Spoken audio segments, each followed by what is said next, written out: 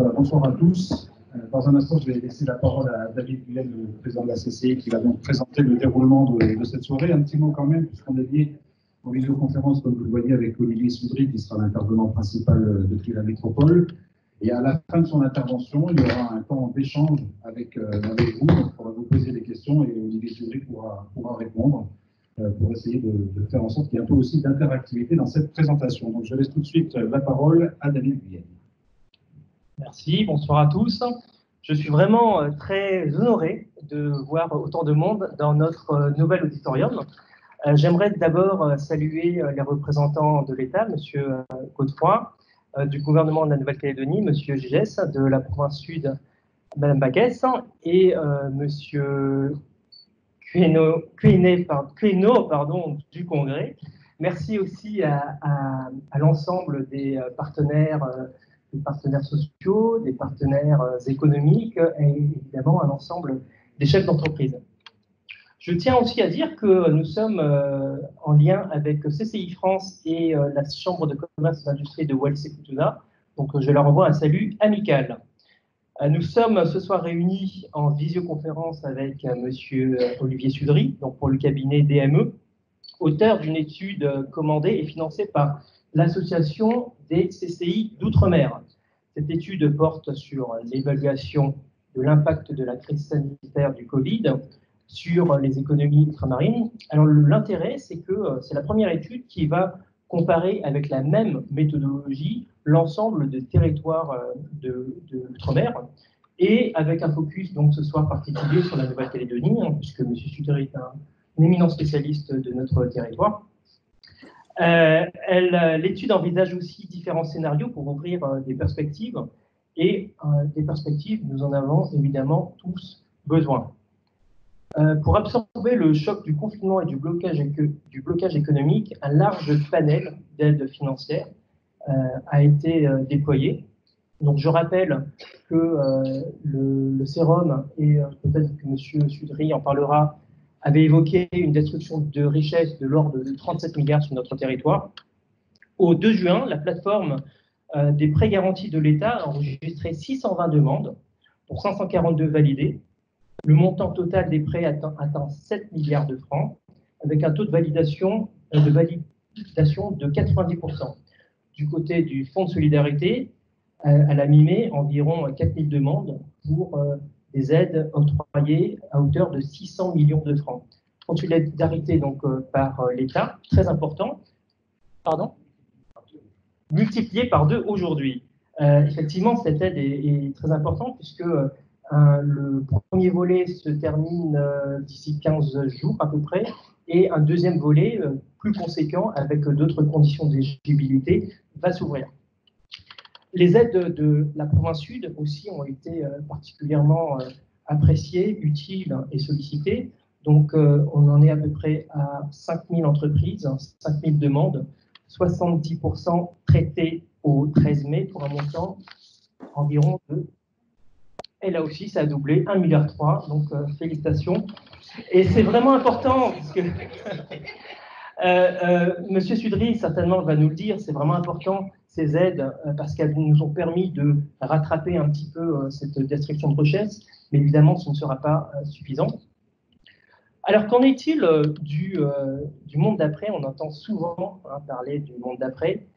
Chacun aura son avis sur la question. Nous, on a choisi de retenir des faits, qu'il faut s'appuyer sur les forces et les volontés démontrées par les Calédoniens et les entreprises calédoniennes durant cette crise.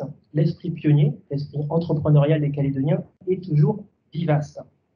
Alors tous ont exprimé un désir de sens, un désir de solidarité, les chefs d'entreprise, les salariés, les citoyens dans leur ensemble, les institutions ont partagé et travaillé dans un esprit collectif et solidaire. Ce sont aujourd'hui nos seules certitudes sur le monde d'après. Les Calédoniens peuvent changer et peuvent s'adapter aux conditions difficiles. Donc Olivier Soudry va nous apporter un regard nouveau sur cette crise, son impact sur les grands équilibres de notre système économique après la phase 1, et nous apporter un éclairage sur les relances possibles ou nécessaires. Avant de céder la parole, Nous allons voir une vidéo de Karine Sinaï-Bossou, qui est la présidente de la CCI Guyane, mais aussi la présidente de l'association des CCI d'Outre-mer, qui a donc financé cette étude et qui vous envoie un bonjour solidaire, chaleureux et affectueux. Merci et bonne soirée à tous.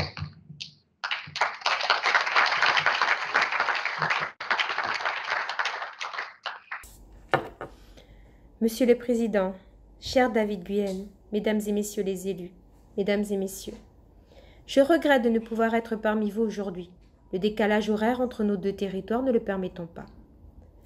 Lorsque j'ai été élu président de la CESIOM en octobre 2019, nous étions encore loin des préoccupations du coronavirus. Notre programme de travail avait été constitué pour permettre la transformation et le renforcement de l'association. Nous souhaitions qu'elle dépasse la mission pour laquelle elle avait été fondée en 2011, celle de coordination de l'action des CCI et de représentation de leurs intérêts et de ceux de leurs adhérents à Paris, pour devenir une structure d'appui à leur action. Nous devions voter fin mars une réforme des statuts de l'association et entamer la réflexion autour des missions concrètes à lui confier et des moyens à y consacrer. Le Covid, évidemment, a remis en question ces projets. Tous, nous avons été mobilisés pour accompagner nos ressortissants. Nous avons fait remonter au gouvernement les difficultés que connaissaient les Outre-mer dans cette crise, notamment dans l'accès aux aides de l'État, que ce soit par exemple en raison de la taille moyenne des entreprises locales ou du statut juridique particulier de certains territoires. Sur un certain nombre de sujets, nous avons eu gain de cause. Il reste beaucoup à faire. Pour appuyer nos argumentations, nous nous basions d'une part sur les remontées de nos cellules de crise, mais également sur les sondages faits par les CCI, qui nous permettaient d'indiquer au gouvernement les difficultés concrètes que nous signalaient les chefs d'entreprise. Mais nous nous sommes très rapidement retrouvés confrontés au manque de données macroéconomiques, objectifs pour diagnostiquer les difficultés de nos territoires et l'impact que cela allait avoir. Nous savions qu'à l'approche du déconfinement, les débats changeraient de nature. Nous passerions de discussions sur l'accompagnement des entreprises dans la crise à la reconstruction des économies. Les enquêtes d'opinion n'auraient plus été adaptées à cette nouvelle étape de discussion. Il nous fallait des données macroéconomiques incontestables pour pouvoir dialoguer avec les sachants de Bercy, non plus seulement sur des dispositifs, mais bien sur des axes politiques. Nous avons donc commandé au cabinet DME une étude sur l'impact du Covid sur les économies d'outre-mer et sur les leviers à actionner pour la reprise.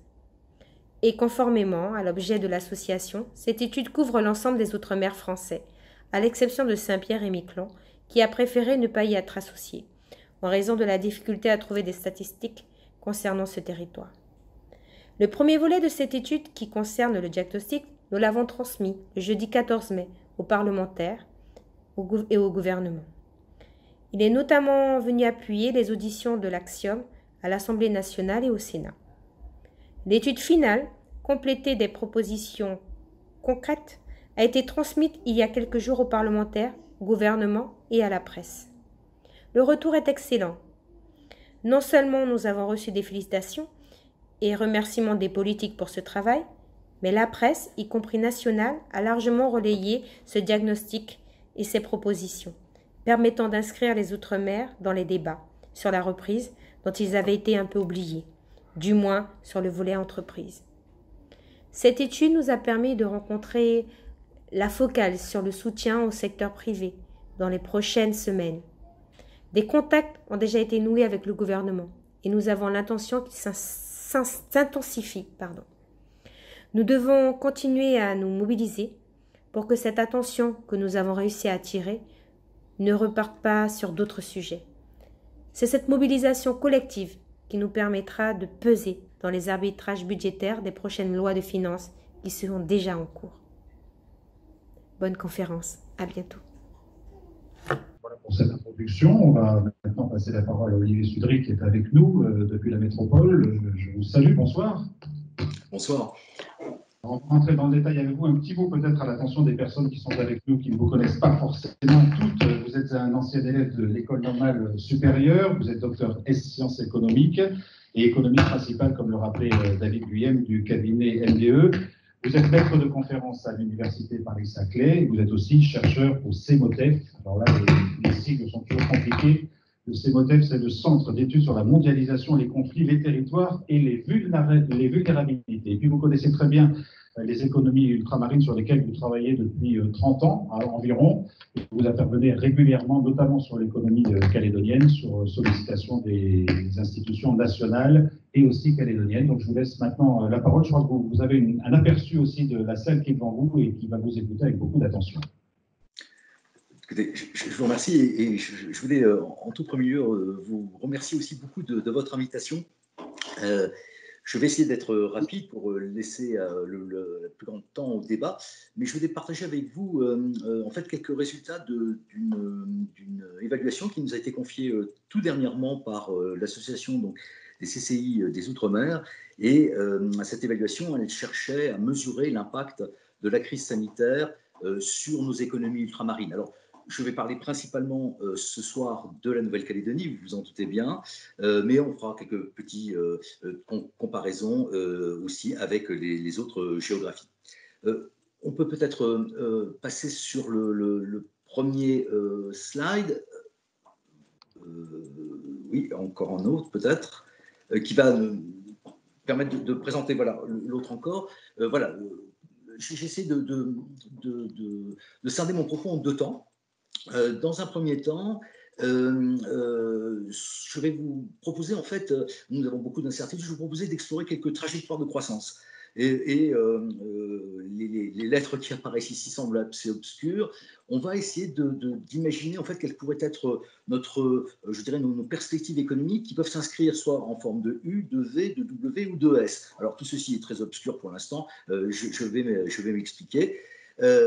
Tous ces scénarios ne sont pas, je dirais, ne sont pas tous optimistes. Il faudra parler et sans détour. Et puis dans un deuxième temps, je vais centrer mon propos sur un peu les axes d'intervention, pas forcément les mesures, mais plutôt les axes, un petit peu les plans qu'il faudrait peut-être engager pour sortir le plus vite possible de cette crise.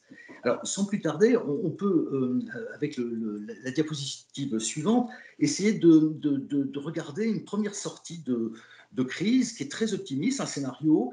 Alors, on peut dans un premier temps le représenter un peu schématiquement, puis ensuite on va regarder ce qu'il en est de ce scénario en Nouvelle-Calédonie.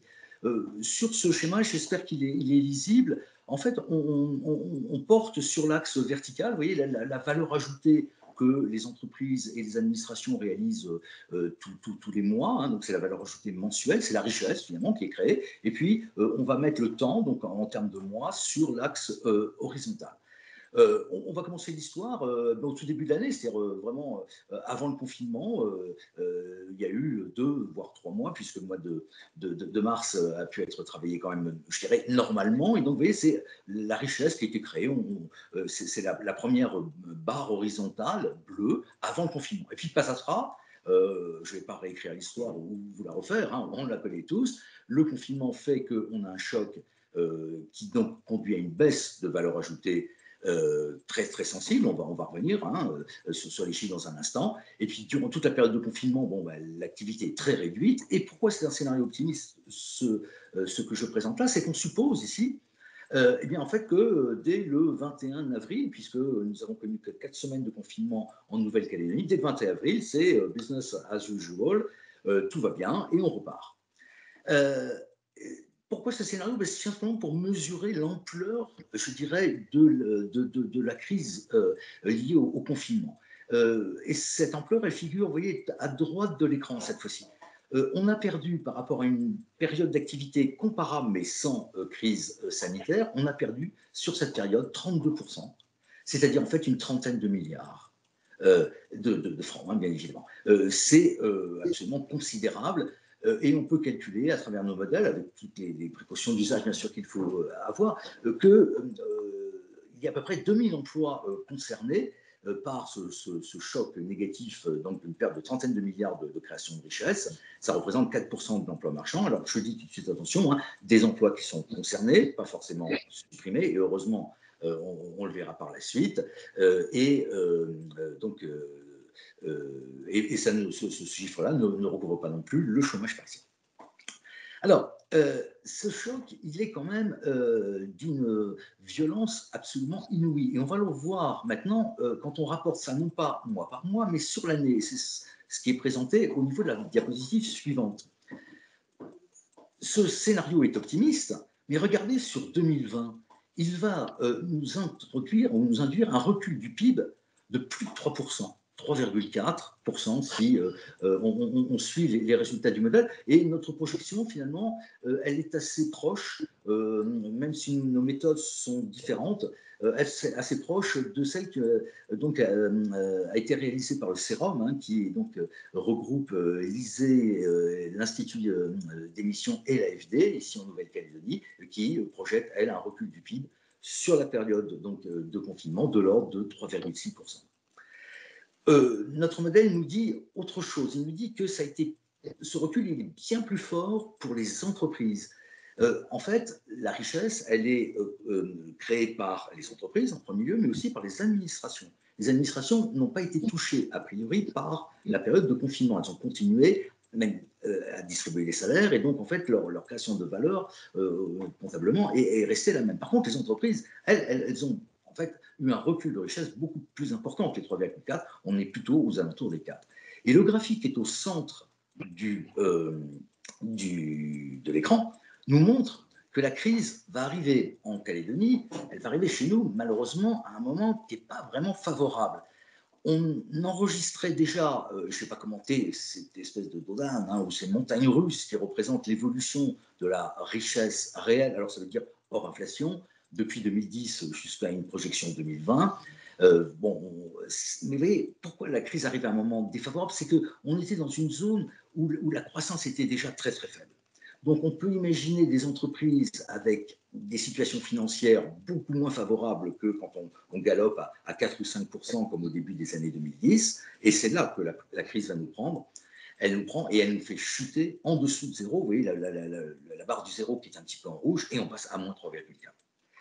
Ça, c'est moins 3,4. Ce chiffre, il faut le retenir. Mais malheureusement, on va voir que un peu plus tard, là, dans quelques instants, que le recul de la croissance pourrait être malheureusement bien plus important que ça. 3,4, essayons de nous comparer. On va le faire une seule fois, rassurez-vous. Est-ce que c'est beaucoup ou est-ce que c'est pas beaucoup? Alors, sur la diapositive suivante, figure un thermomètre. Alors là, je pense qu'il doit être très peu lisible sur l'écran, surtout si vous êtes placé loin. Qu'est-ce qu'il mesure, ce thermomètre? Il mesure l'impact sur la croissance de l'année du confinement, avec une hypothèse de sortie en U, c'est-à-dire une hypothèse où on revient à la normale le lendemain du déconfinement, le premier jour du déconfinement, excusez-moi. Où nous nous situons en Calédonie. Vous voyez, nous sommes tout en haut. Et finalement, la Calédonie apparaît, et je vais m'expliquer dans un instant, dans ce scénario en U, elle apparaît non pas protégée ou préservée, moins 3,4, c'est absolument un recul énorme, mais vous voyez, on est loin quand même des autres géographies ultramarines qui, elles, vont connaître des chocs qui sont plutôt aux alentours des 4 jusqu'à 6%. Et la France est au niveau national, ayant un recul selon l'INSEE sur l'ensemble de l'année 2020, lié uniquement à la période du confinement, de l'ordre de 6%. Qu'est-ce qui explique ça? Il y a deux phénomènes. Le premier, c'est que, et fort heureusement pour nous, la période de confinement a été relativement réduite par rapport aux autres géographies. Donc, ça, c'est un facteur qui joue très favorablement pour ralentir la crise. Et le deuxième phénomène qui joue et qui va permettre d'expliquer pourquoi l'ensemble des géographies ultramarines font un peu mieux que la France hexagonale en termes de dérapage, eh bien en fait, ça peut être expliqué par le poids des services non marchands, donc des administrations qui contribuent relativement de manière plus importante outre-mer qu'en métropole à la création de richesses. Ça, c'est le premier scénario. Mais je dirais, il est, et là peut-être dans notre débat, on pourra confirmer ou infirmer mon hypothèse, mais je dirais que ce scénario, il est déjà obsolète. On sait que nous ne sommes pas revenus à la normale dès le lendemain, hein, dès la fin du confinement. Donc quel est le deuxième scénario qui semble un peu plus probable? C'est un scénario, et on va le voir maintenant sur la graphique, sur la diapo suivante, c'est un scénario en V, où la reprise va être plus lente. Et je pense que ce schéma doit être un peu lisible sur l'écran, mais il représente, vous voyez, toujours la même idée. Hein, la richesse tous les mois, avant le confinement et puis après, et puis donc les mois sur l'axe horizontal. On retrouve la chute, on retrouve le plateau bas en termes de création de richesse durant la période de confinement, mais au lieu, comme dans le scénario où on remontait immédiatement sur la situation normale, eh bien, vous voyez, on remonte progressivement. Et donc, vous voyez que la perte, elle est représentée par tout ce qui est en dessous du trait pointillé. Et vous voyez qu'elle est, cette fois-ci, beaucoup plus importante que si on était remonté immédiatement. Essayons de la mesurer, cette perte, alors non pas en termes de mois, mais sur le graphique suivant, ou sur le slide suivant, on va la mesurer en termes sur l'ensemble de l'année. Et allons directement sur la partie gauche, excusez-moi, la partie droite de l'écran. Et regardons quelle est l'ampleur de la crise selon la date de reprise. Vous voyez, la première petite barre, elle est en verte, on en a déjà parlé, c'est une reprise instantanée, c'est la sortie en U, c'est moins 3,4. Mais vous voyez qu'au fur et à mesure, si l'économie redémarre lentement, très lentement, vous voyez que forcément, nos pertes par rapport à une situation normale s'aggravent. Et donc, le recul de la croissance est plus important. Si l'économie était repartie il y a 4 jours, donc si on était aujourd'hui en phase de redémarrage parfait, eh bien la perte de richesse sur l'année 2020 ne serait pas de 3,4%, mais de 6%. Et c'est un scénario qui est maintenant beaucoup plus probable. Si par malheur l'économie ralentit ou a des difficultés, on va revenir parce que là, il y a vraiment un enjeu, il y a un risque qu'il faut absolument éviter. Vous voyez que là, on est dans des 12% de chute. Au 1er juillet, on serait à 8%. J'ai regardé, parce que nous disposons de séries très très longues de séries économiques très très longues sur la Nouvelle-Calédonie. Je n'ai repéré que 2 années dans notre histoire très longues où nous avons connu un choc de croissance de cette ampleur-là. Mais je n'ai pas pu l'expliquer. 1962 et 1978. 2 années où choc de croissance. Mais tout de suite après, quand j'ai regardé en 1963, en 1979, on est reparti. Très vite. Ici, on est dans un choc avec la crise sanitaire, à la fois d'une violence inouïe, seulement 2 fois dans notre histoire, et une histoire très longue, on remonte au début des années 60, et un choc qui risque de perdurer sur plusieurs années. On peut remarquer aussi que si notre reprise s'effectue de manière trop lente, ou très lente, jusqu'au 1er septembre, c'est à cette fois-ci, ce n'est plus 2000 emplois qui sont concernés, mais c'est le double. Ce n'est plus 4% de l'emploi marchand qui serait concerné par ce choc, mais c'est 9%. Le pire n'est jamais sûr, mais ce scénario en V a une probabilité non nulle de se réaliser, mais il a un petit cousin ou un petit frère qui va s'appeler le scénario en W et qui est un scénario sur lequel beaucoup de gens travaillent et qui est un scénario de tous les risques et que je vais vous présenter maintenant. C'est le scénario, quelque part, qu'évoquait le Premier ministre lui-même à l'Assemblée au mois d'avril dans un discours et sur lequel on essaye de réfléchir. Alors, à l'écran, sur la diapositive suivante, apparaît un schéma qui est un peu compliqué. Voilà. Mais je vais essayer très vite quand même de vous expliquer. Il y a des traits partout, mais on va suivre l'histoire ensemble. On mesure sur l'axe vertical toujours la richesse, la valeur ajoutée. Et on va revenir dans une perspective mensuelle. Donc ça, c'est la richesse par mois. Commençons l'histoire, j'espère que c'est lisible, au début de l'année au point 0, qui apparaît en rouge gras sur l'axe vertical. Si vous le repérez avec les yeux, on y est. Si l'économie, l'économie a commencé pendant les 3 premiers mois de l'année à son rythme normal et nous sommes passés, on va l'imaginer, du point O au point A. La crise sanitaire est arrivée, le confinement nous a touchés et d'un seul coup, notre économie est passée en termes de création de richesse du point A au point C. C, c'est la fin du confinement.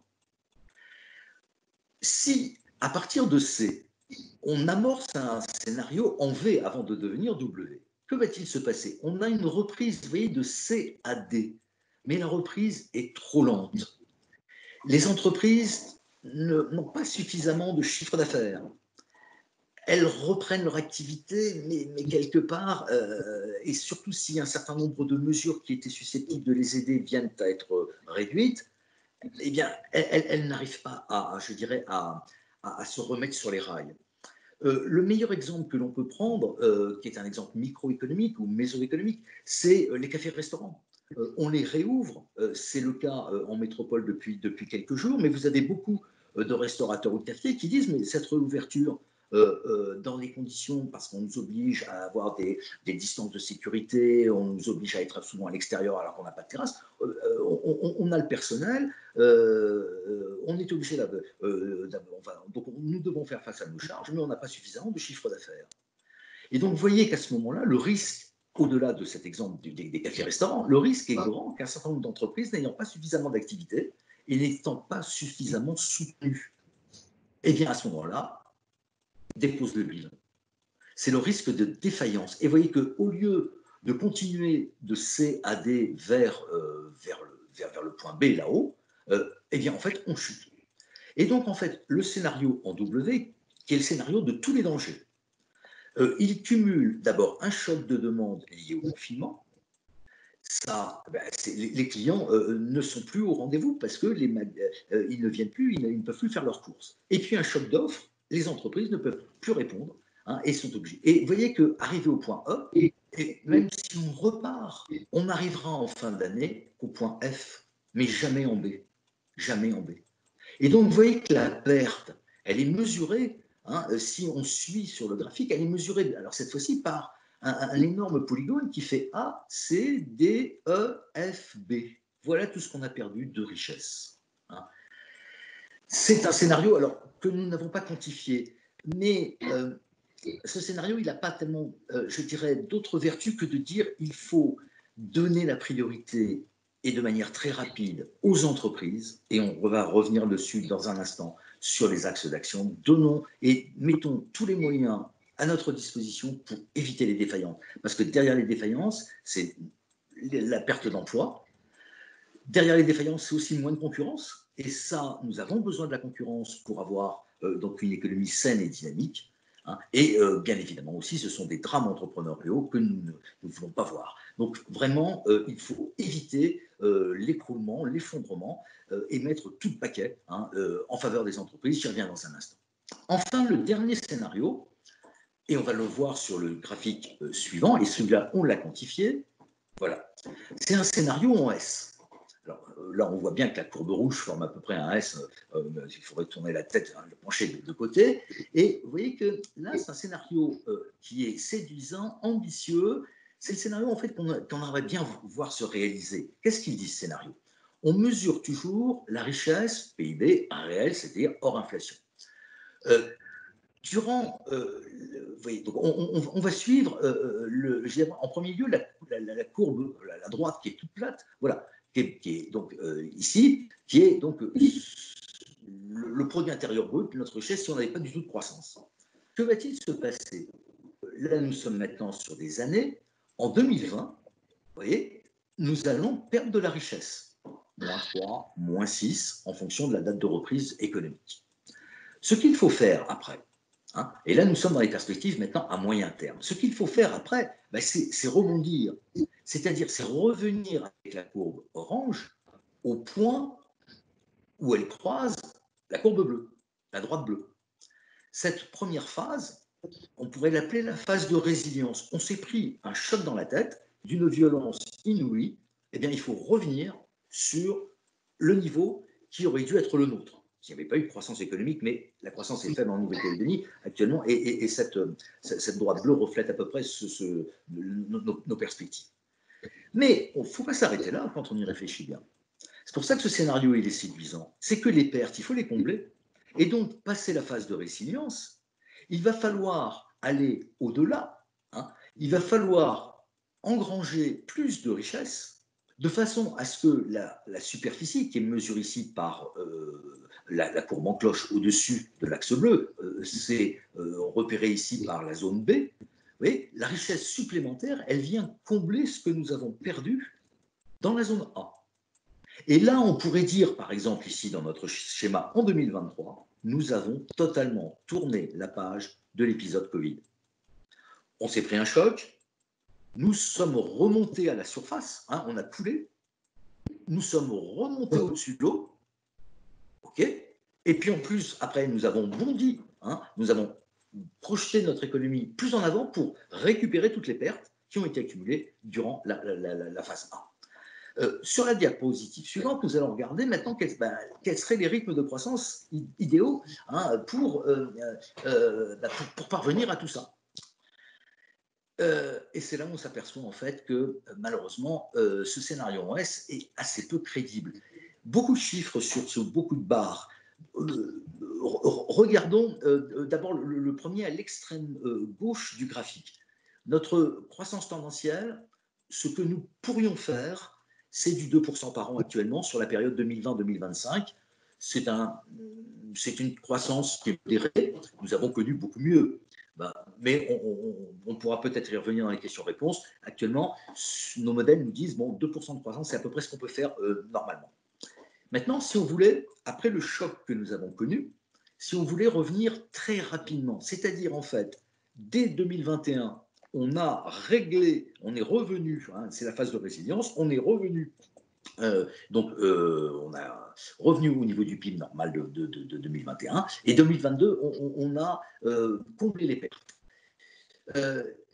Et on a 3 scénarios ici au milieu. Le premier à 7,4, le deuxième à 12 et le troisième à 16,3. Qu'est-ce que ça veut dire tout ça?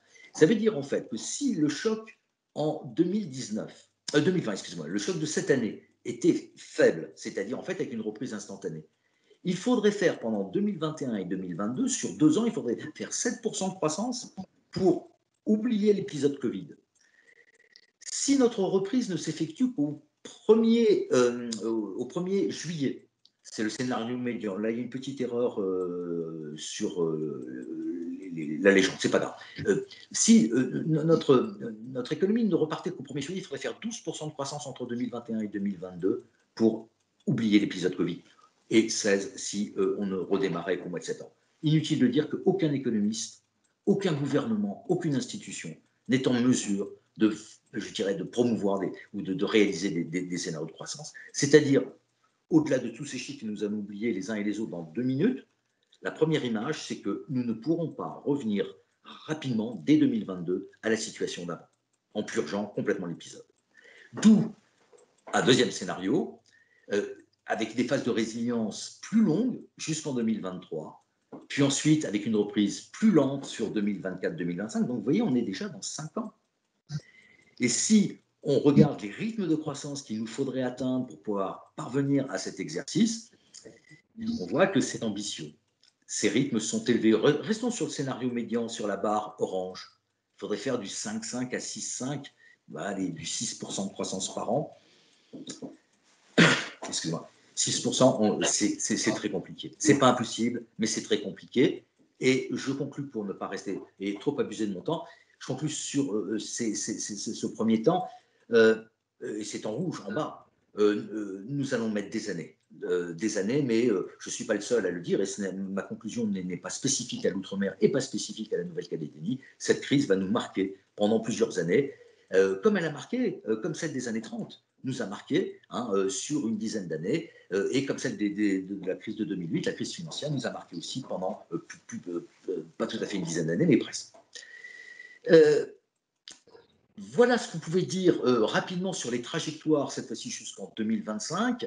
Maintenant, essayons de passer au deuxième thème, et rassurez-vous, il y aura moins de slides, avec peut-être donc le slide suivant sur quels seraient les axes d'intervention. J'ai essayé de repérer 3 axes avec des ordres de priorité. La priorité numéro 1, je crois que nous en avons tous conscience, la priorité numéro 1, c'est toutes aux entreprises, consolider les entreprises, éviter les risques de défaillance, garantir l'emploi.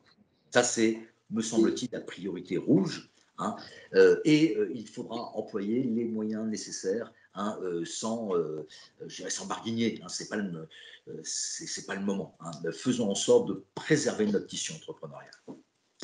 Mais ça ne suffira pas. Parce que, en fait, demain, les entreprises, pour survivre, elles ont aussi besoin de consommateurs. Et il faudra, alors en étant plus prudent, mais à un moment ou à un autre, il faudra bien soutenir la consommation des ménages. Alors, on le fait déjà dès la priorité numéro 1, en garantissant l'emploi, on garantit aussi quelque part, on soutient la consommation des ménages. Mais ça ne suffira pas. Alors, comment le faire? Il y a plusieurs voies, j'en ai évoqué que deux. Quand on regarde la façon, donc les déterminants de la consommation des ménages, nous consommons d'après quoi? En premier lieu, nous consommons selon notre salaire. Okay, plus nous avons un salaire important, plus notre consommation est importante généralement. Mais qu'est-ce que l'on peut se dire? Si on veut soutenir la consommation des ménages, il faudrait augmenter les salaires, mais les entreprises ne peuvent pas. Je pense que la quasi-totalité d'entre elles, leur situation financière, leur interdit d'augmenter les salaires. Donc, on est là dans un espèce de serpent qui se mord les queues, mais on va pouvoir s'en sortir.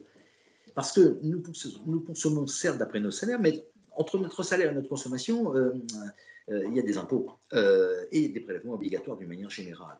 Et c'est peut-être de ce côté-là qu'il faut regarder.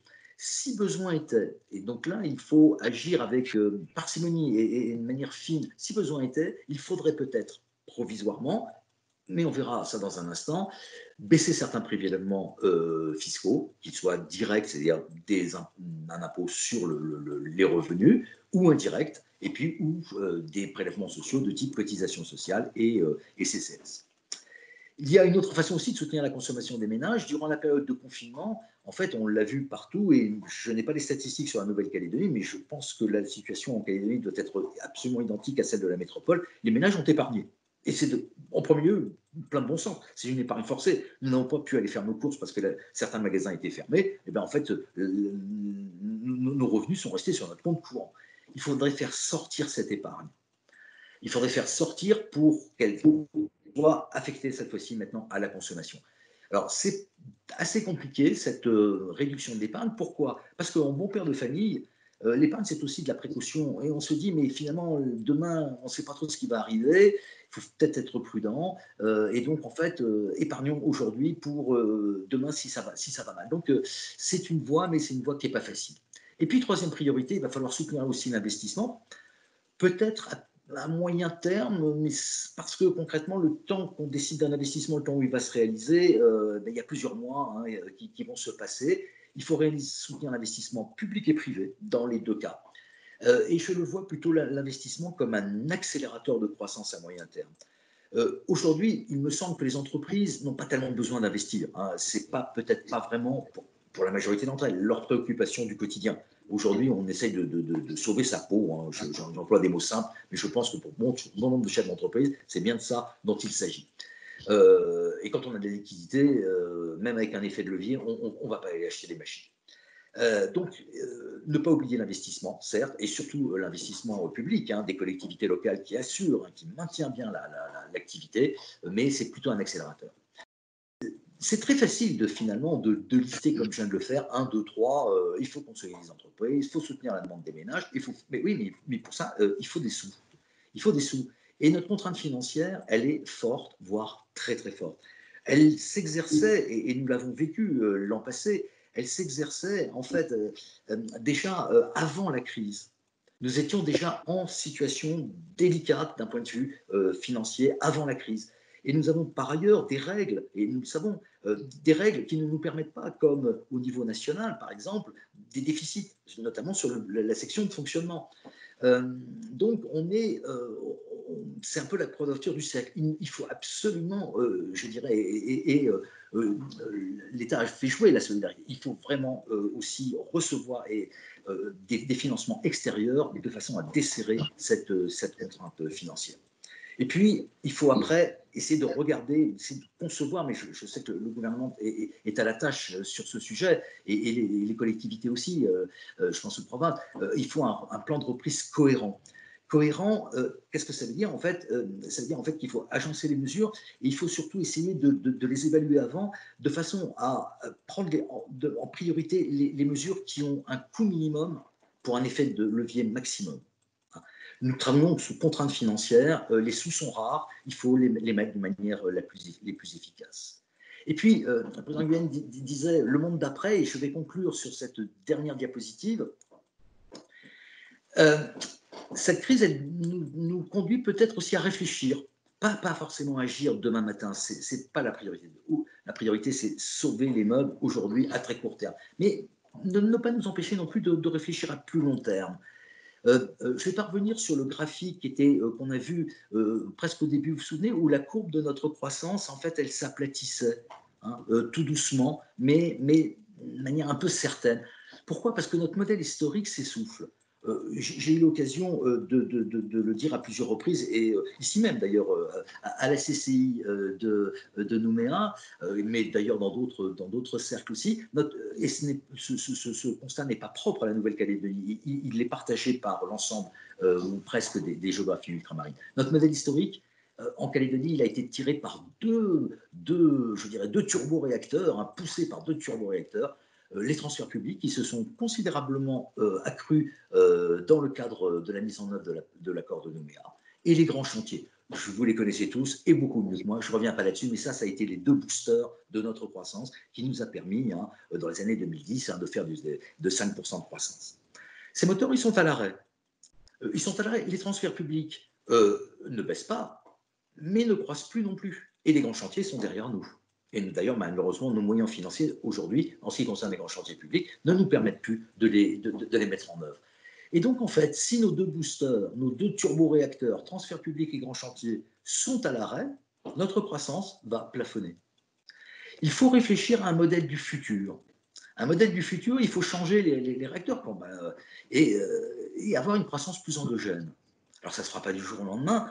Et les 3-4 petites carrés là, ou boîtes que je présente, je vais faire très vite parce que je l'ai déjà dit. En fait, ça n'a rien d'original. Hein. Ce qui figure à l'extrême droite de l'écran, c'est, je dirais, le modèle emprunté par tous les grands pays développés à économie de marché, d'ailleurs, tous les pays de l'OCDE et tous les pays en développement qui ont d'ailleurs quitté cette catégorie pour venir aujourd'hui des pays développés.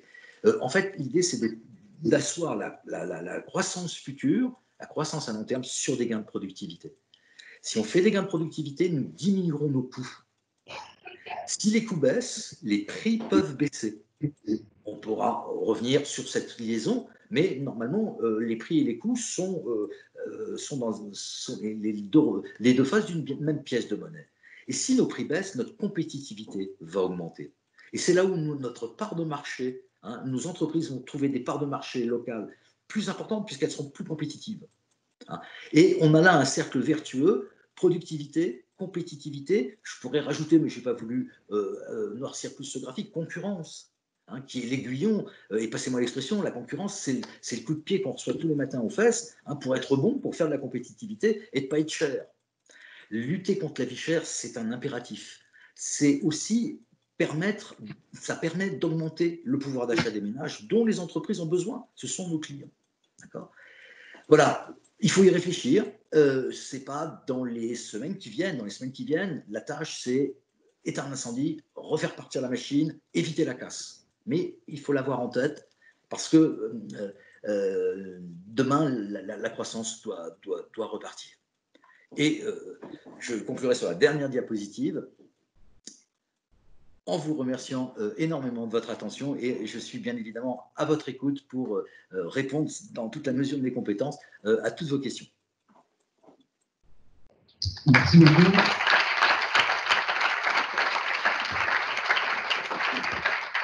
Merci Denis Chaudry pour cette présentation, ces scénarios et les perspectives que vous avez tracées. Tout le monde vous a écouté avec beaucoup d'attention. J'imagine qu'il y a quelques questions, réactions ou commentaires qu'on va pouvoir faire avec vous. Vous allez pouvoir dialoguer avec les personnes qui le souhaitent. Il y a un micro qui va circuler dans la salle. Je vous demanderai de lever le bras bien haut pour qu'on puisse vous repérer, vous passer le micro et que vous puissiez dialoguer éventuellement, poser même des questions à Olivier Chaudry si vous le souhaitez. Oui, il y a une première question ici. Alors, je ne sais pas où le micro il est au fond, il arrive. Voilà, c'est Olivier Cueneau qui va prendre la parole. Voilà, on vous écoute.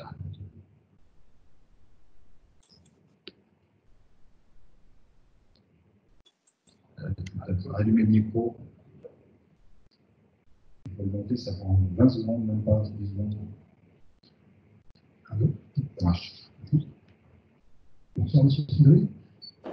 Bonsoir. Vous avez évoqué la rareté monétaire. Est-ce que le point d'exploration pourrait être un peu tourner plus la planche au billet? Je suis désolé, pas très bien entendu votre question. On va vous demander de la reposer peut-être en parlant un tout petit peu plus fort. Vous avez évoqué la rareté de la ressource financière, la rareté monétaire. Est-ce que, malgré les contraintes politiques monétaires européennes, une solution pourrait être de faire tourner un peu plus la planche à billets, de créer un peu plus de monnaie? Est-ce que ça pourrait avoir un effet mesuré de temporisation, un effet tampon, comme certains pays peuvent parfois le faire? Ah oui, c'est une très bonne question parce que c'est une question qui se pose au niveau européen. Je vais, et ensuite, je vais voir les contraintes qui peut-être, mais sous l'autorité de mes confrères de l'Institut d'émission. Au niveau européen, vous avez beaucoup d'économistes qui disent, mais finalement, quelque part, il faut arroser l'économie de liquidité. Je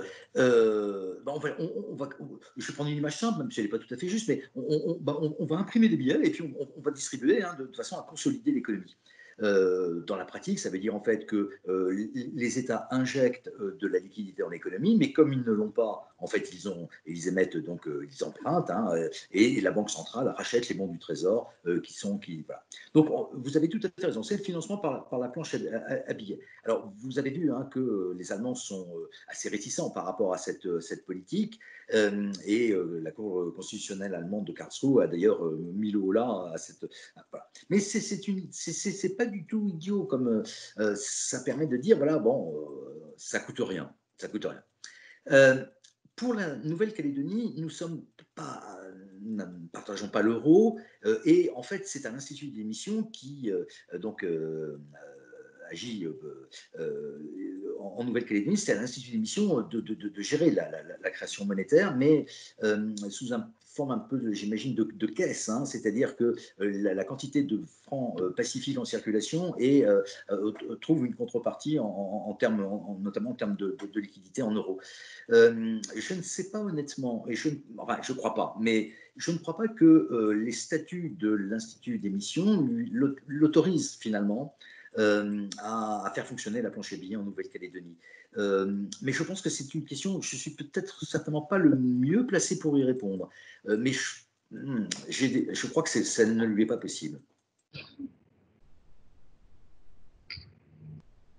Est-ce qu'il y a une autre intervention, une autre question, une autre réaction?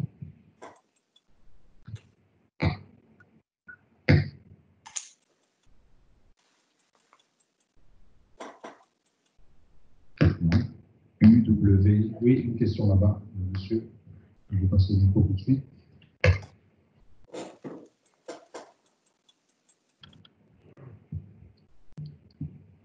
Bonsoir, j'ai deux questions à vous poser.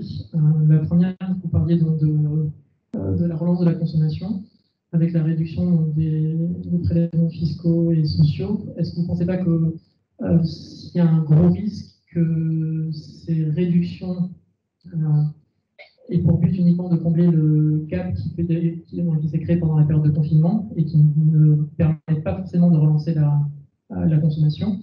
Et la deuxième question, c'était penser que des modèles de relance de la consommation qui ne coûteraient qu'à la performance pourraient être des modèles de consommation, de relance de la consommation à privilégier. Sur la deuxième question, la première, j'ai très bien entendu, la deuxième un peu moins, j'en suis vraiment désolé de vous faire répéter, c'est le problème de connexion. Pour la relance pour la consommation, dans la deuxième partie de votre question, c'était par rapport à la performance. C'est-à-dire que la relance de la consommation ne coûte qu'à la performance. C'est-à-dire que si performance il y aura un coût de relance de la consommation. Si performance il n'y avait pas, le coût resterait faible ou quasi nul. Sur les modèles qui existent, qui sont déjà en place. Vous avez entendu, Zoé? Oui, mais je vois moins. Parlons prenons la première question et peut-être je reviendrai sur la deuxième. Voilà. Relancer la consommation, puisque les salaires ne vont pas augmenter, je crois qu'il faut en avoir conscience. Augmenter la consommation, ça veut dire en fait augmenter le revenu disponible des ménages, et donc si les salaires sont bloqués, c'est une baisse des prélèvements. Il faut faire très attention. Et je partage tout à fait votre analyse en disant qu'il y a un risque. Oui, il y a un risque.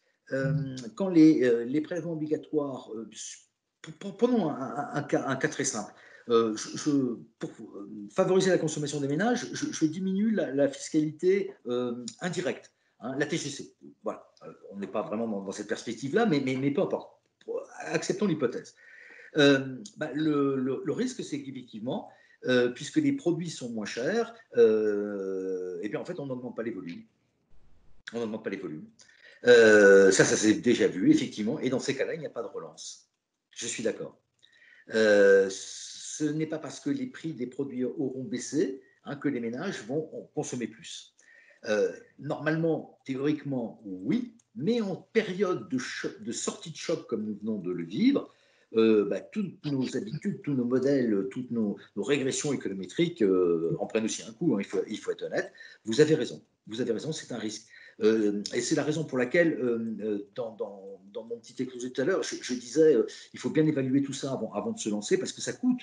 Hein, baisser un prélèvement obligatoire, ça veut dire en fait qu'il y a soit la Nouvelle-Calédonie, soit les provinces, soit les organismes sociaux, je pense en premier lieu à la CAFAC, qui auront moins de recettes, qu'il va falloir combler quand même quelque part. Et si au bout du compte, on n'a pas de relance de la conso, c'est perdu. Si par contre, ça part en épargne, c'est tout à fait possible, c'est perdu. Donc, oui, il faut faire attention, oui, il faut bien évaluer ça. Ça ne veut pas dire qu'on s'interdit, mais on ne le fait que si on est à peu près sûr du résultat. La deuxième partie sur la performance, j'avoue ne pas vraiment voir le lien entre relance de consommation et performance, mais c'est peut-être parce que c'est peut-être pas le mot que vous avez utilisé, et c'est peut-être un problème de son. Vous voulez repréciser? Les deux questions du coup étaient liées. La première était donc il y a un coût direct avant qu'on envisage une performance, c'est-à-dire qu'il y ait une relance effective de la consommation qui se fasse. La deuxième étant, c'est-à-dire qu'on mette des modèles économiques, des modèles de relance de la consommation à la performance, c'est-à-dire au moment de l'achat et individualisé au niveau de la population. Il y a des solutions, il y a des modèles qui sont en place qui, une fois que le consommateur achète, il va y trouver un profit qui va lui permettre donc d'envisager une augmentation de sa consommation future. Oui, j'ai bien compris. Tout à fait. Et je partage tout à fait votre remarque. Hein. Il ne faut pas distribuer les billets au coin des rues. Et effectivement, associer, par exemple, certains avantages à l'acte d'achat lui-même, ce qui éviterait d'ailleurs que certaines mesures ne se retrouvent dans l'épargne, est une très bonne chose. Je partage tout à fait votre analyse. Oui.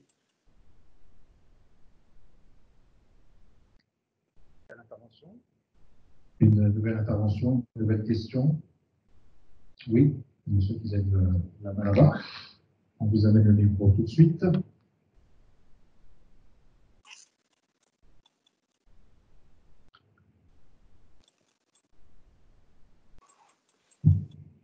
Bonsoir.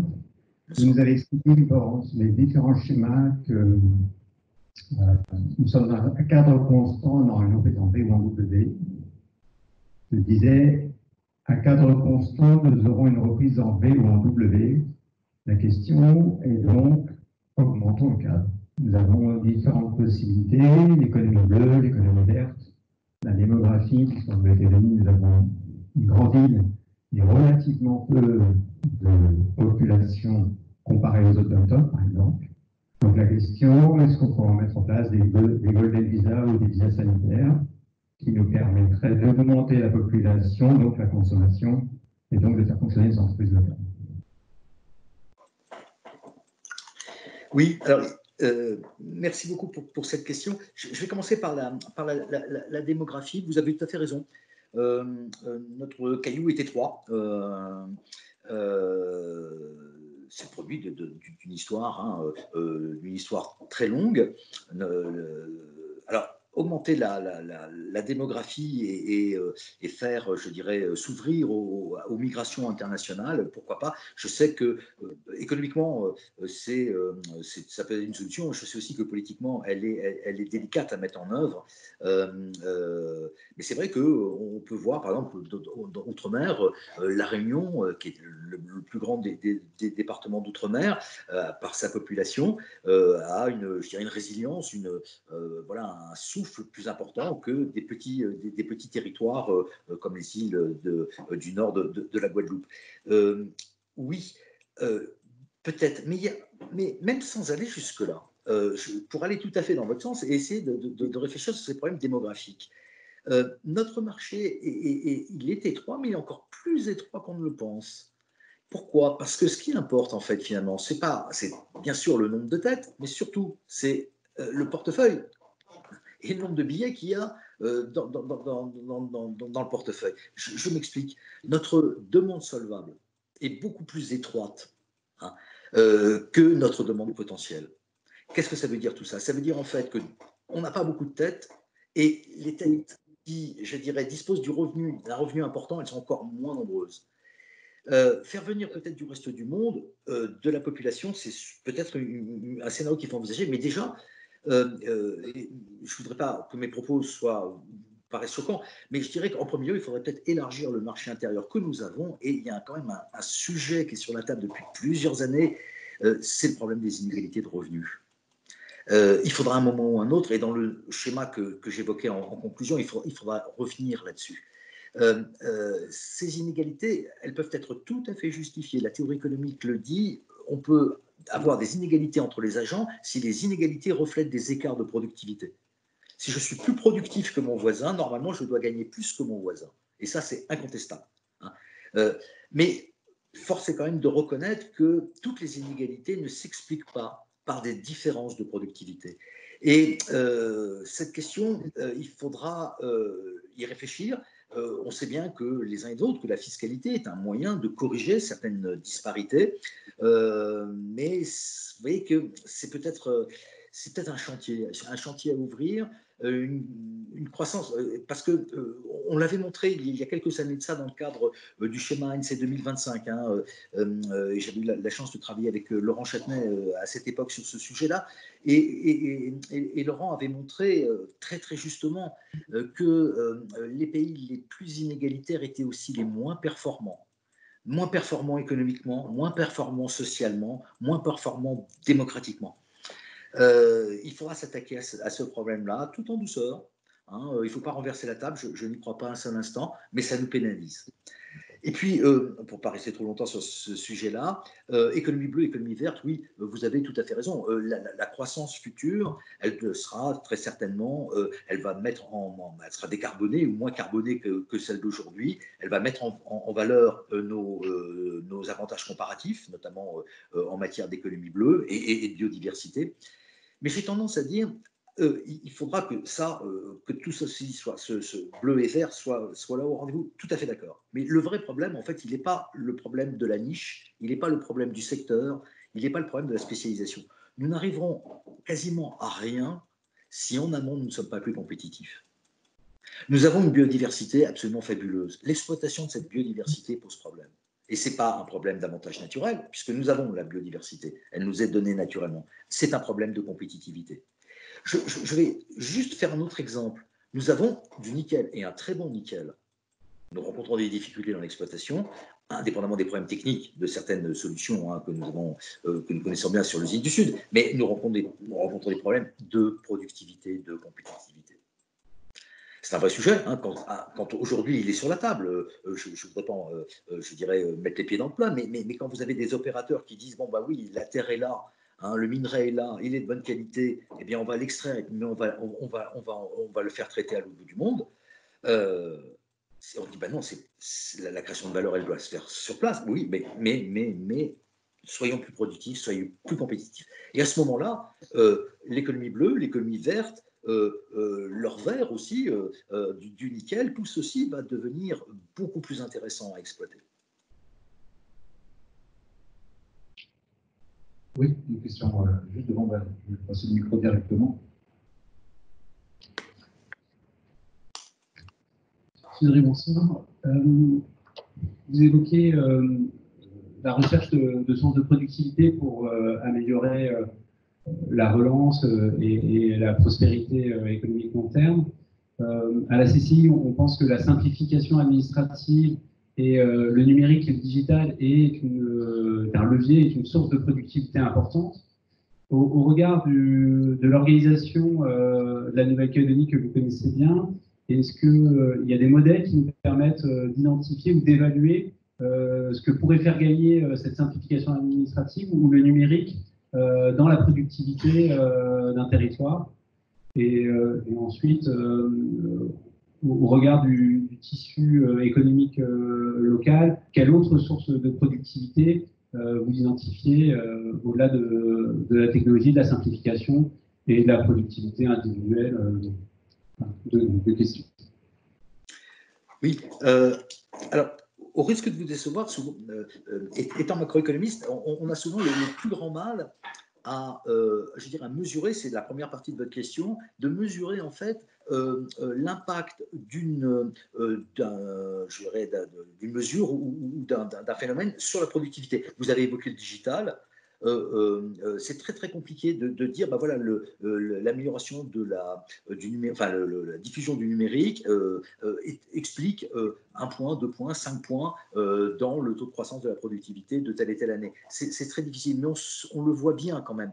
On le voit bien parce que si je reprends, et on vient de le vivre d'ailleurs, c'est pas de la théorie économique, c'est vraiment du vécu, et nous le vivons en ce moment même. Regardez, cette même conférence et ce même échange, si j'avais dû me déplacer à Nouméa, voilà, je crois qu'on a tout. Le télétravail qui nous a été imposé pour des raisons sanitaires, à mon avis, va bouleverser aussi, pas à 100%, mais va bouleverser en quelque sorte notre façon de travailler dans les mois, voire peut-être dans les années qui viennent. Donc ça, ce sont des facteurs de productivité. Et pour aller plus largement, je dirais que les administrations, au sens très large du terme, ont un rôle tout à fait fondamental à jouer dans les gains de productivité. Et je vais revenir ensuite sur la productivité au sein des entreprises. Mais vous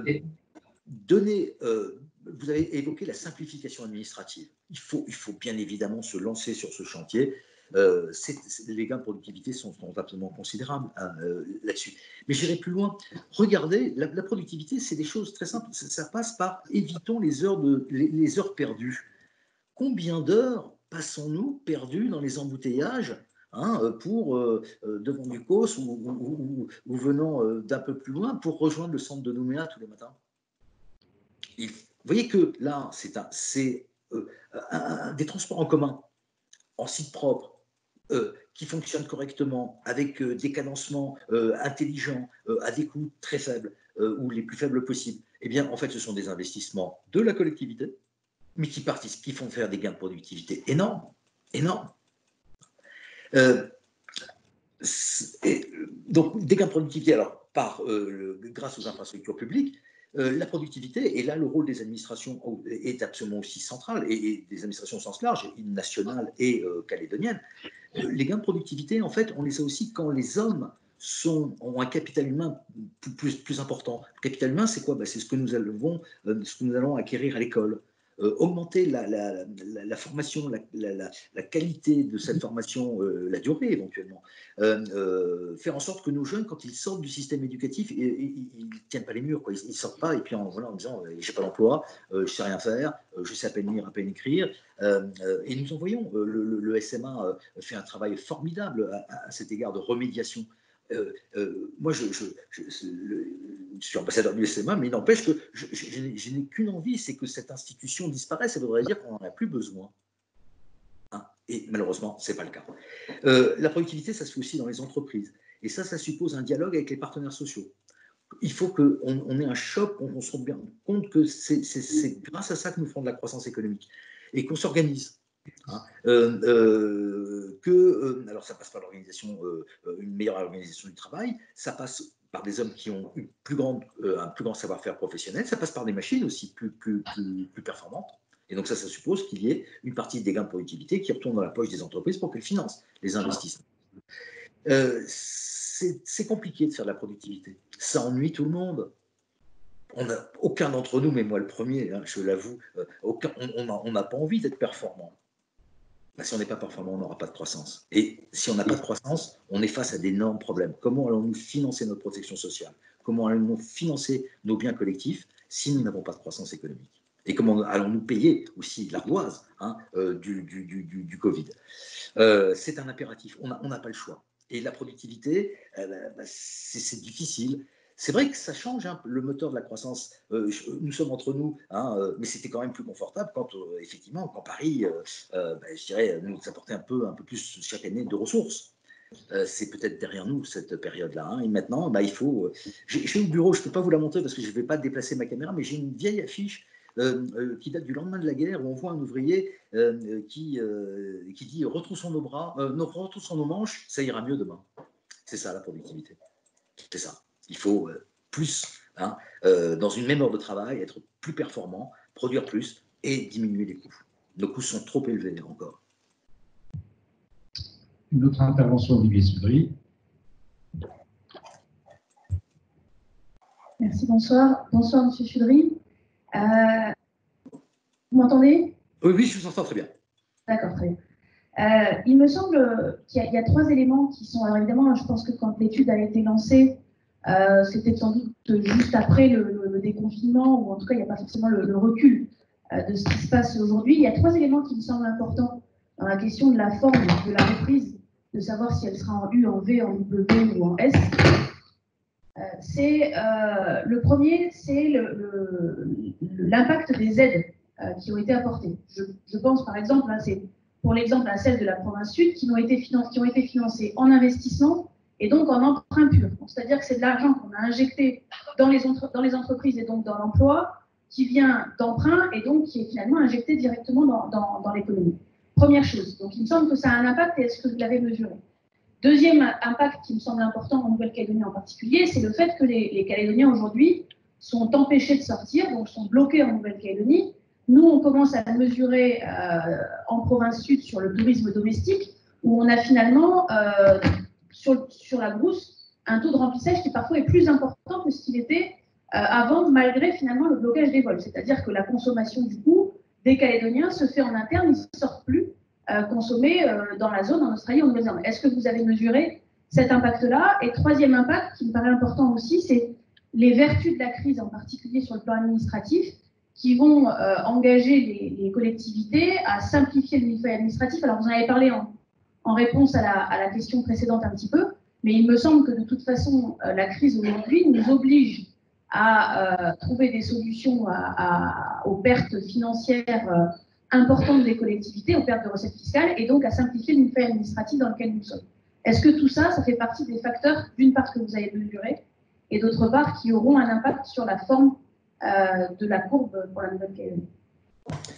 Oui, merci beaucoup de cette question avec ces 3 éclairages.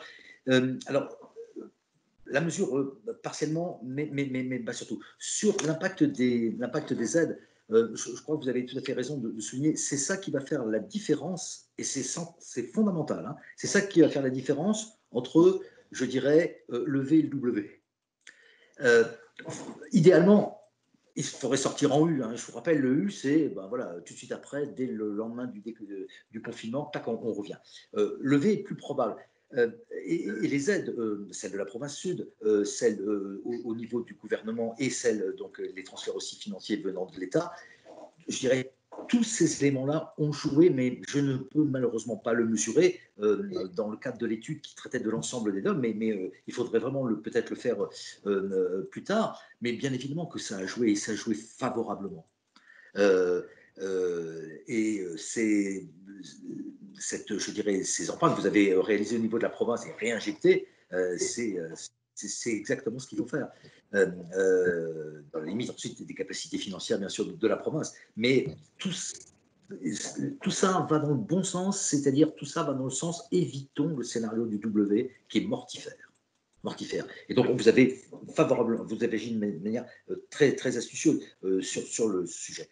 Sur le confinement externe, alors j'essaye désespérément, mais je ne vais pas y arriver, je ne vais pas mobiliser. Oui, nous l'avons mesuré et nous avons d'ailleurs transmis une petite note au gouvernement au tout début de la crise, au moment du confinement, où nous montrions donc que ce qui allait jouer à moyen terme, c'était bien sûr le confinement, ce qu'on a appelé intérieur, la population qui est restée chez elle, mais demain, une fois que ce confinement intérieur sera libéré, nous pouvons circuler en Nouvelle-Calédonie comme avant. le paramètre, c'est confinement externe. Je n'ai pas, Sonia, je ne peux malheureusement pas, parce que je n'ai pas sur mon deuxième écran les résultats de cette petite note que j'avais envoyée au gouvernement, qui a dû sûrement être un petit peu obsolète aujourd'hui, mais c'est un facteur essentiel. Alors, nous l'avions vu à ce moment-là d'une manière un peu négative, en disant la fermeture de la Nouvelle-Calédonie au reste du monde en termes de flux de passagers est quand même quelque chose qui est assez négatif parce que ça diminue le tourisme international et ça met en péril aussi, ou ça fragilise considérablement notre compagnie aérienne Air Canada. Mais la promotion du tourisme intérieur, qui est une très bonne chose, passez vos vacances en Nouvelle-Calédonie, je trouve que c'est un très bon, je dirais, c'est une très bonne chose. Ça permet effectivement de retenir les budgets qui étaient autrefois dépensés sur la Gold Coast ou ailleurs, au Japon ou en métropole. Et puis le troisième élément, j'ai juste noté sur les vertus de la crise, en matière, mais je ne me souviens plus quelle était votre remarque à ce sujet. Simplification du millefeuille qui aboutirait à une simplification du millefeuille administratif. Oui, tout à fait. Alors ça, je ne pourrais qu'applaudir des deux mains. Et d'ailleurs, ça rejoint la question précédente. Oui, simplifions. Et ça fait faire des gains de productivité. Ça permet aussi d'alléger le coût de fourniture des services publics. Parce que quand c'est compliqué, il faut une administration souvent pléthorique pour mettre en œuvre des schémas complexes de prise de décision, etc. Je dirais que le numérique est là, et la Nouvelle-Calédonie s'est engagée depuis très longtemps dans cette voie-là. Je crois qu'il faut vraiment y aller. Il faut simplifier. Et ça sera une des vertus de la crise, je suis persuadé. Mais même ne serait-ce que sur des réunions en télétravail au sein de l'administration, ça marche très bien. Et puis peut-être des strates administratives à réfléchir, du personnel à redistribuer. Mais tout ce qui va dans le sens de la simplification, nous sommes petits. Nous avons hérité d'un modèle administratif un peu métropolitain, et c'est assez logique compte tenu de notre histoire. On peut faire mieux avec moins. Oui, une autre intervention. Je vais passer le micro directement. Oui, bonsoir, Monsieur Suedry, merci pour votre intervention. Je reviens sur la question centrale de la productivité avant de vous poser ma question. Donc, productivité des facteurs de production et celui du travail a été déjà largement abordé. On sait qu'en Nouvelle-Calédonie, il y a beaucoup à faire puisque la productivité du travail est très inférieure à celle qui est mesurée en métropole. Mais si on se concentre sur le capital, on sait évidemment qu'on peut réaliser des gains de productivité par l'innovation ou l'organisation, mais surtout, avant tout, par des économies d'échelle. Et il faut là, évidemment, augmenter la taille du marché. Donc vous avez évoqué tout à l'heure la possibilité d'augmenter la taille du marché en donnant du pouvoir d'achat à une plus large part de la population. Autre solution qui a été envisagée, qui est peut-être plus rapide à mettre en œuvre, il s'agit en effet de faire venir du monde pour qu'il y ait davantage de consommateurs qui soient actifs sur le marché calédonien. Il y a un certain nombre d'études qui ont été réalisées qui considèrent que les économies insulaires ne peuvent espérer avoir une croissance endogène qu'à compter d'une certaine masse de population, 500 000, 600 000, 700 000. En deçà de ce niveau-là, il serait relativement compliqué d'y parvenir. Quel est votre avis là-dessus? Oui, vous avez tout à fait raison. J'ai souvenir même d'avoir lu des articles qui fixaient le seuil critique au million. En disant, en dessous d'un million, et vous avez tout à fait raison, en dessous d'un million, la taille du marché est tellement étroite que les économies d'échelle sont difficiles à réaliser. Donc le million, on en est loin. Oui, c'est pas impossible. Mais d'un autre côté, pardonnez-moi si je m'exprime franchement. On n'attrape pas les mouches avec le vinaigre. Regardons les résultats du dernier recensement. Nous avons tous été surpris par la faible croissance démographique de la Nouvelle-Calédonie. Et l'ISEE a fait un travail très intéressant en publiant très rapidement les premiers résultats. Et on va les détailler un peu plus tard, c'est pas grave. Mais déjà, ce que l'on sait, c'est qu'un des facteurs explicatifs de la faible croissance de la population calédonienne, ce sont les mouvements migratoires qui, historiquement, hein, on avait des flux d'immigration qui permettaient, et c'était généralement de l'immigration de jeunes actifs, et donc c'était à la fois des travailleurs, des consommateurs, et puis, mais mon propos n'a rien de second, je dirais, c'était aussi des mamans qui allaient faire des enfants. Et donc tout ceci était favorable à la croissance. Il faut se poser la question, pourquoi ces jeunes actifs ne viennent-ils plus, ou en tous les cas, viennent-ils moins? C'est parce qu'il y a notre pays est moins attractif, il faut le reconnaître. Il y a quelques années de cela, on présentait souvent la Calédonie. Moi, je me souviens même, et nous l'avons tous vu, vous vous souvenez de ce reportage de M6 qui présentait la Nouvelle-Calédonie, au-delà des plages et ces paysages fabuleux, mais comme un véritable Eldorado. Oui, mais on n'en voit plus tellement des reportages de M6, de ce type-là. Donc, oui, mais il faudrait en fait redevenir attractif. Et de l'emploi, il devient rare en Nouvelle-Calédonie. Et pourtant, c'est bien ça qu'il faudrait pour attirer des jeunes actifs qui produiraient, qui consommeraient et qui feraient de nouveau des enfants en Nouvelle-Calédonie. Et je mets de côté, bien sûr, toute la dimension politique parce que je ne suis pas compétent et il ne m'appartient pas d'intervenir sur ce sujet-là, de ces phénomènes migratoires. Mais déjà, essayons de les attirer.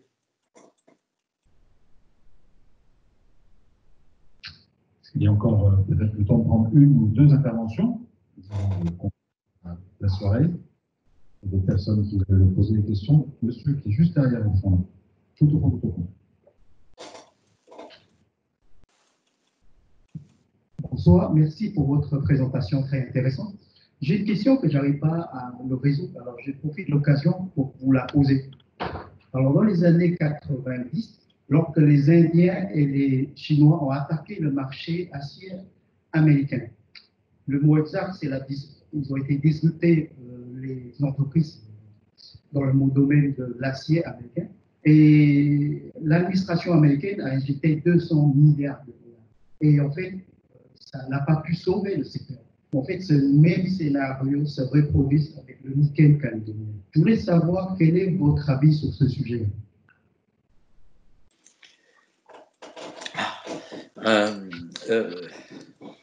Là, on sort un petit peu du cadre du Covid, mais vous avez raison. Vous avez évoqué, je dirais, l'action assez agressive d'ArcelorMittal sur l'acier américain, donc à travers des pactes indiens et chinois. Vous savez, moi j'ai aussi un autre exemple en tête. C'est la faillite et la mort historique de l'acier français. Je crois que, alors là, il faudrait, accordez-moi un trou de mémoire, mais je crois que la première fois où on se dit attention, notre acier est menacé, et à l'époque on ne parle pas des Chinois et des Indiens, c'est en 1960, dans les années 60, c'est le premier plan Foyer. Foyer devait être ministre de l'Industrie, il lance un plan et il dit en fait ce qui va nous sauver, c'est la sidérurgie sur l'eau, c'est Fos-sur-Mer. Ça ne nous a pas sauvés. Par contre, le gâchis industriel, il a été considérable. Ça ne nous a pas sauvés parce que notre productivité était insuffisante.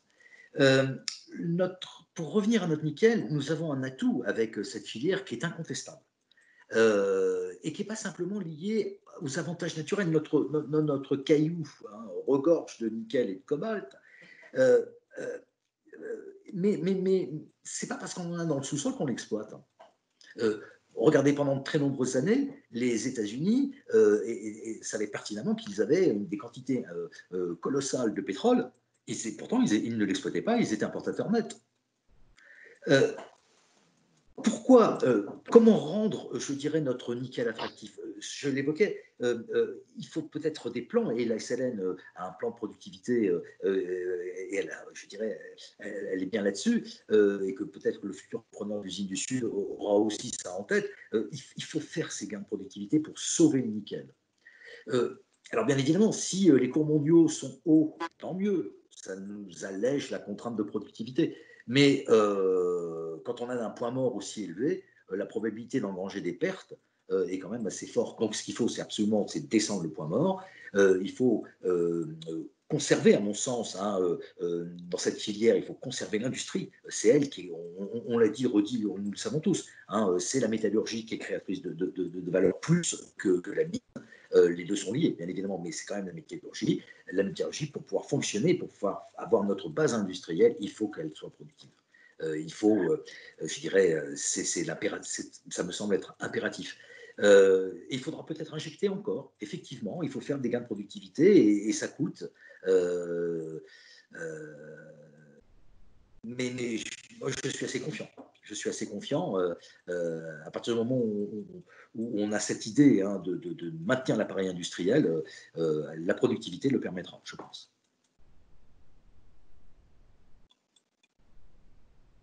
Votre intervention, votre question? Oui, monsieur, juste là devant, s'il vous plaît. Voilà. Bonsoir. Pensez-vous que des mesures comme l'emploi local peuvent favoriser justement la reprise? On parlait à l'instant de faire venir des jeunes couples. Comment voulez-vous que des jeunes couples puissent venir en Calédonie sans pouvoir y travailler? Oui. L'emploi local, c'est un peu une entorse historique, mais on sait bien, on connaît bien tous cette affaire. On en connaît bien la genèse. Est-ce que ça peut être un frein? Oui, incontestablement. Mais j'ai envie de dire que c'est une mesure de distorsion du marché qui ne doit être que provisoire. Et la meilleure façon, c'est déjà de programmer sa sortie. C'est un petit peu comme les barrières douanières. Et je vais d'abord parler des barrières douanières et vous allez voir le parallèle avec l'emploi. Quand on n'est pas très bon, on a intérêt à se protéger. Et on va dire, en fait, acheter local. Mais le consommateur, quand il compare les prix, il va dire, j'ai aucune raison d'acheter local si c'est 30, 40 ou 50% plus cher que importé. Qu'est-ce qu'on fait à ce moment-là? Eh bien, on dit, je te contrains à acheter local parce que je vais mettre des barrières douanières qui vont augmenter. Alors, certes, le producteur local est satisfait, mais qui perd au final? C'est le consommateur. Qui perd, c'est la croissance économique et c'est tout le monde. Pourquoi? Parce que quand on est protégé, on n'a pas besoin d'être bon. Quand on est protégé, on n'a pas besoin d'être bon. Donc, à partir de ce moment-là, on s'aperçoit que la bonne politique, c'est peut-être une politique de désarmement. C'est ce que a fait les gouvernements calédoniens dans cette perspective, qui a abouti dernièrement de disparition des barrières douanières et de mise en place d'une TGC à la place. Donc, pour l'emploi local, il faudrait réfléchir. Il ne faudra peut-être pas ouvrir tout de suite. Attention à l'appel d'air et attention aux risques, mais dire, voilà, ça doit durer encore 2 ans, 3 ans, 5 ans au maximum. Et est-ce qu'on ne pourrait pas se dire, dans 5 ans, ça a disparu, qu'est-ce qu'il faut à ce moment-là pour que l'emploi local ne disparaisse pas? Si vous vous cassez la jambe, vous avez besoin de béquilles. Mais si vous ne faites aucune rééducation, vous allez marcher toute votre vie avec les béquilles. Ce n'est pas satisfaisant.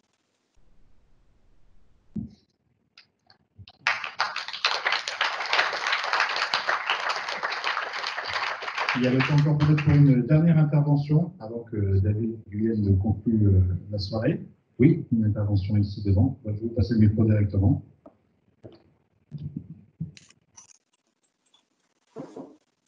Merci, M. Cédric, pour tous ces échanges. Vous avez entendu parler de la bulle qui doit se créer entre la Nouvelle-Zélande et l'Australie. Quel conseil vous pouvez nous donner pour qu'on s'y rattache et qu'on puisse travailler avec tous les pays du Pacifique Sud?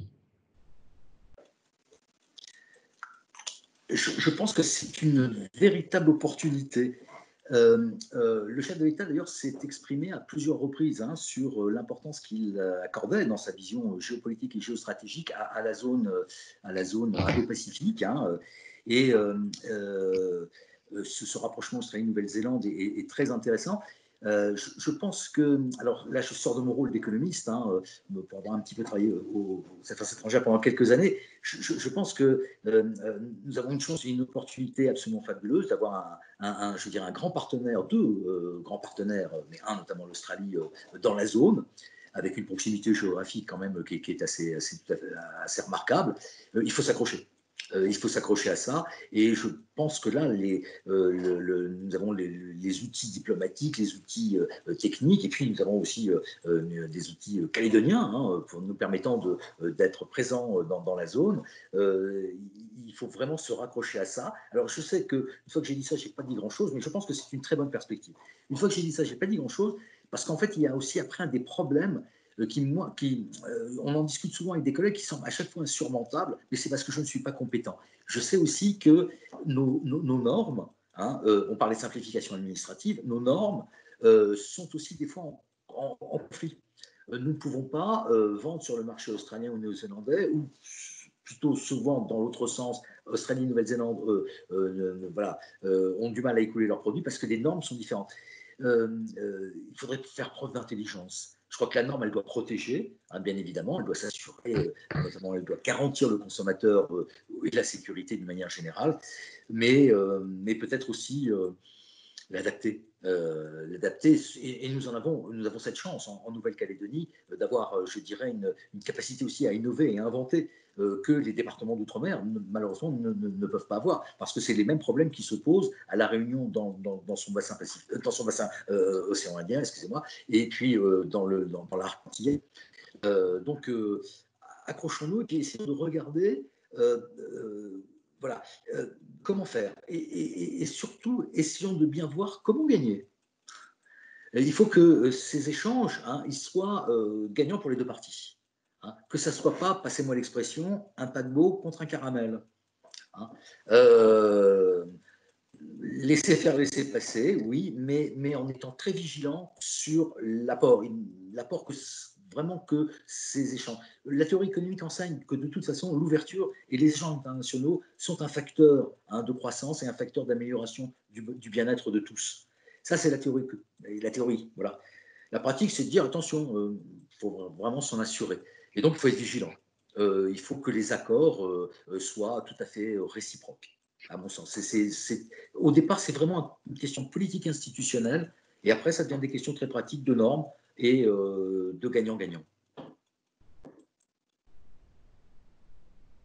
Très bien. Donc, je pense qu'on va conclure. Merci beaucoup, Monsieur Sudry. C'était vraiment très intéressant. Je pense qu'on avait besoin de cet éclairage extérieur. Ça va servir à la fois à nos entreprises qui vont devoir ajuster des business plans. Ça va servir à nos représentants, nos institutions, pour les accompagner dans leur politique. Moi, je retiens qu'à court terme, il faut mettre le paquet pour sauver les entreprises. Il faut mettre le paquet pour accompagner, sauver les salariés. À moyen terme, il faut avoir un plan de relance sur la consommation notamment. Et un peu plus long terme, donc définir ce monde d'après qui sera plutôt axé sur la compétitivité et la productivité sur un marché endogène. Merci beaucoup, merci à tous et je vous souhaite une bonne soirée et surtout beaucoup de courage parce qu'on est au début, malheureusement, de cette courbe qu'on espère en V. Voilà. Merci.